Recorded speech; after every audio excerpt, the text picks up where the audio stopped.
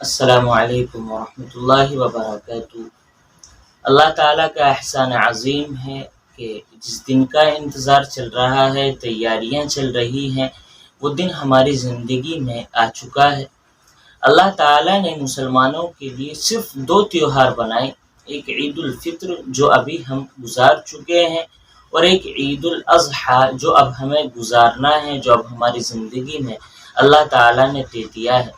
اللہ تعالیٰ نے اس دن کے ساتھ، ان دونوں دنوں کے ساتھ ایک خاص حکم لاگو کیا کہ بھئی عید کی نماز ادا کریں، اور اس عید کی نماز پڑھنے کا طریقہ بھی عام نمازوں سے تھوڑا بہت الگ رکھا ہے۔ تو عید کی نماز پڑھنے کا کیا طریقہ ہے، آج کی اس ویڈیو میں انشاءاللہ میں یہی عرض کرنے والا ہوں۔ بہت آسان طریقہ ہے، بہت ہی زیادہ آسان طریقہ ہے، بس آپ کو غور کے ساتھ سننا ہے۔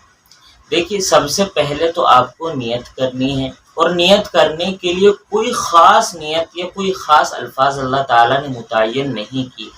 بس آپ کو نیت کرنی ہے کہ میں 2 رکعت عید کی پڑھ رہا ہوں مع 6 زائد تکبیروں کے، اور باقی نیت بس پوری اور نمازوں کی طرح ہونی ہے، جیسے پیچھے اس امام کے رخ میں کعبہ شریف کی طرف واسطے اللہ تعالیٰ کے، باقی سارے الفاظ وہی ہوں گے، صرف اتنے الفاظ کی زیادتی ہے کہ میں 2 رکعت عید کی نماز پڑھ رہا ہوں مع 6 زائد تکبیروں کے، واسطے اللہ تعالیٰ کے، رخ میں کعبہ شریف کی طرف، اللہ اکبر۔ جس طرح ہم عام نمازوں میں نیت کرتے ہیں، اسی طرح اس نماز میں بھی نیت کرنی ہے۔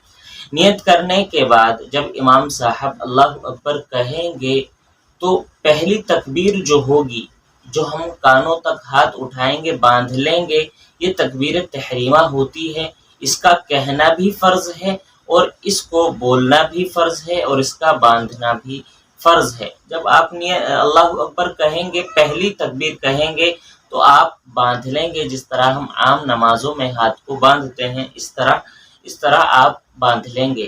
تو امام صاحب شروعات میں 4 تکبیر کہیں گے۔ پہلی تکبیر تحریمہ ہوگی، اور اس تکبیر کے بعد جو 3 تکبیر ہوں گی، یہ 6 زائد تکبیر ہوں گی، جو عید کی تکبیر ہوتی ہیں۔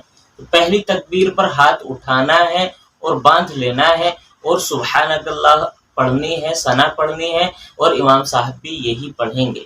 جب ثنا سے فارغ ہو جائیں گے، تب امام صاحب اللہ اکبر کہیں گے۔ یہ پہلی زائد تکبیر ہے، ہاتھ اٹھائیں گے، کانوں تک اور چھوڑ دیں گے۔ اسی طرح اب دوسری بار کہیں گے، اور دیکھا جائے تو صحیح معنی میں یہ تیسری بار ہوگی، لیکن عید کی یہ دوسری تکبیر ہوگی۔ تو اب پھر ہاتھ اٹھائیں گے، اور کانوں تک اٹھائیں گے، اور پھر ہاتھوں کو چھوڑ دیں گے۔ اب جو عید کی تیسری اور نماز کی چوتھی تکبیر ہے، اس میں ہاتھ کو اٹھائیں گے اور باندھ لیں گے۔ تو شروعات کی جو 4 تکبیریں ہیں، پہلی تکبیر تحریمہ ہے، بعد کی 3 تکبیر زائد ہیں، تو پہلی تکبیر میں بھی ہاتھ کو باندھنا ہے، اور آخری جو تکبیر ہے اس میں بھی ہاتھ کو باندھنا ہے۔ بیچ کی جو 2 تکبیریں ہیں ان کو چھوڑ دینا ہے، باقی پوری رکعت عام نمازوں کی طرح ہوگی۔ اب جب ہم پہلی رکعت کے دوسرے سجدے سے کھڑے ہوتے ہیں دوسری رکعت کے لیے، اب امام صاحب عام نماز کی طرح سورہ فاتحہ پڑھیں گے، پھر کوئی سی سورت ملائیں گے۔ اب اس کے بعد پھر 4 تکبیریں ہوں گی۔ پہلی جو 3 تکبیریں ہوں گی وہ عید کی زائد تکبیریں ہوں گی۔ ان عید کی زائد تکبیروں میں ہمیں کیا کرنا ہے؟ ہاتھ کو کانوں تک اٹھانا ہے، چھوڑ دینا ہے۔ دوسری تکبیر میں بھی ہاتھ کو کانوں تک اٹھانا ہے، چھوڑ دینا ہے۔ تیسری تکبیر میں بھی ہاتھ کو کانوں تک اٹھانا ہے اور چھوڑ دینا ہے۔ اب جو چوتھی تکبیر ہوگی، یہ عید کی زائد تکبیر نہیں ہے، بلکہ یہ نماز کی تکبیر ہے۔ اس میں ہمیں ہاتھ کو بھی نہیں اٹھانا ہے اور کھڑے بھی نہیں رہنا ہے، بلکہ ڈائریکٹ بغیر ہاتھ اٹھائے رکوع میں چلے جانا ہے۔ عید کی 6 زائد تکبیریں ہو چکی ہیں، اور عید کی نماز کا جو طریقہ تھوڑا سا ڈیفرنٹ ہے، اب تک وہ پورا طریقہ ہو چکا۔ اب آپ کی آگے کی پوری نماز عام نمازوں کی طرح ہوگی، اس میں کچھ بھی زیادتی نہیں ہے۔ تو امید ہے آپ حضرات کو یہ عید کی نماز کا طریقہ سمجھ میں آ گیا ہوگا۔ نہ آیا ہو تو بھائی دوبارہ دیکھ لیں، اپنے یار دوستوں میں، ساتھیوں میں اور رشتہ داروں میں شیئر کریں، تاکہ ان حضرات تک بھی یہ عید کی نماز کا طریقہ پہنچ جائے۔ السلام علیکم ورحمۃ اللہ وبرکاتہ۔